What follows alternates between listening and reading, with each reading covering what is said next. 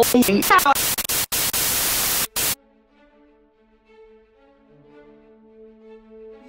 going on, guys? It's Pete from PeteIsaac.com here with no crutches on.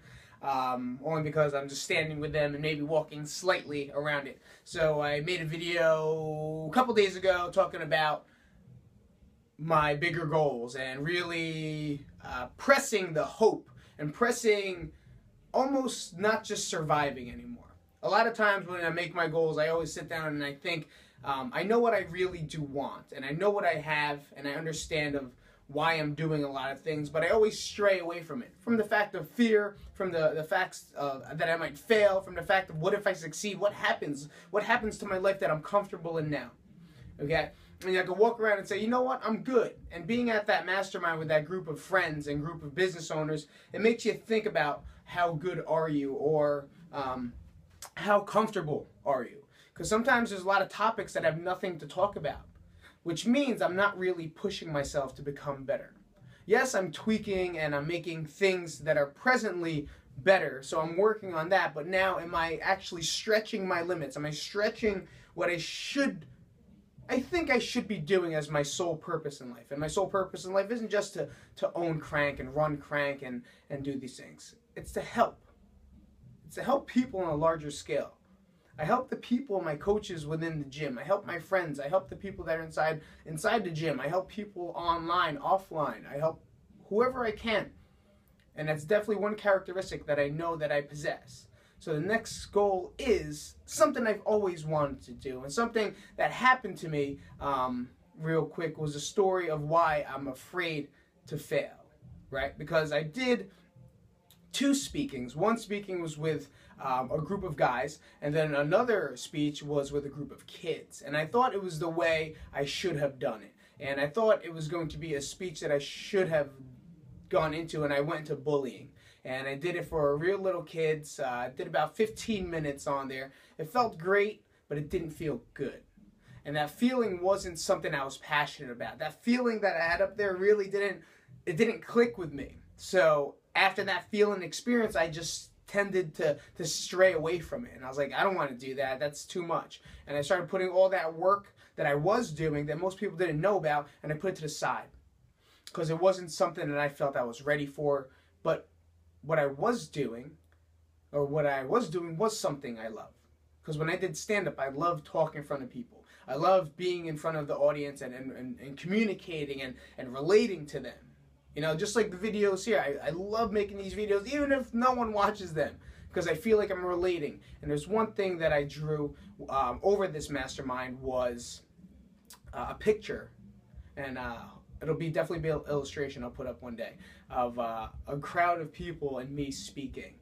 And just a circle of one face, and that one face said, "He's talking to me." So what it looked like is, no matter what that really means is, like, I could talk to thousands of people. It doesn't matter who listens. It's going to be the one person that you connect with, the one person that you're going to change their life, the one person that this message might affect. And that's the purpose. Okay? So when I did that speech, it just didn't feel right, so I strayed away, right? But maybe I wasn't targeting the right audience. Maybe I was doing things that people told me I should be doing. Maybe I was looking at the money and what's the best way to get booked to speak. Yes, those were the things. After looking at it and I broke it down, whenever I have an idea, I do the who, what, when, where, why, you know, and really try to figure out what is it I was doing. And I was doing something wrong. It wasn't that my passion wasn't there. It wasn't that I was doing the wrong thing. I just wasn't doing it to the right market or the right people or the right ears.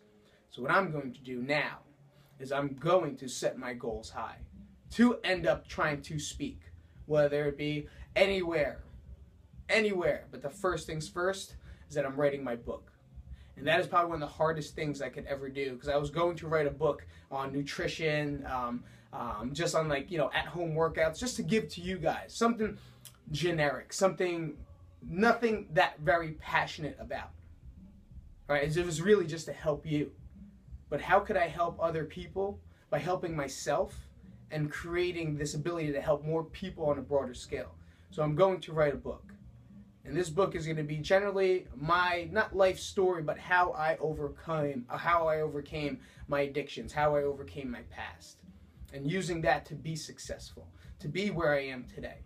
The stories and questions that I get from you guys through emails, this is exactly the questions that I'm going to answer. So I definitely want to thank you guys for sending me back that feedback. That was a lot of backs, back to back.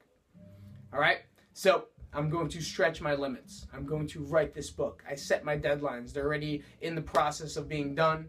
I have a lot of help and a lot of people in the support system to help me. So you will see that within the next couple months. I'm very excited for it. I hope you guys are too. Tune in, because this is going to be chapter by chapter. I'm going to tell you how everything's going. I don't know the name or title yet, but I do understand where this message is going to go. So if you guys think that you have something inside you, you have something that you believe in, or you have this real major goal, maybe it's not that you aren't ready for it. Maybe the structure around it isn't ready. So you got to find that way and find a way to make sure that all your energy is going towards that big goal. All right, guys, I'll see you later. Shoot for the stars is the message of the day. Don't shoot for the roof, because you're probably going to touch it. I'm 5'4". It's a pretty low drop ceiling, and I'm on a platform. I'll see you guys later. It's PetePetersp.com. Make sure you guys like, subscribe, comment, and do whatever it is, because this journey of my new 52 is...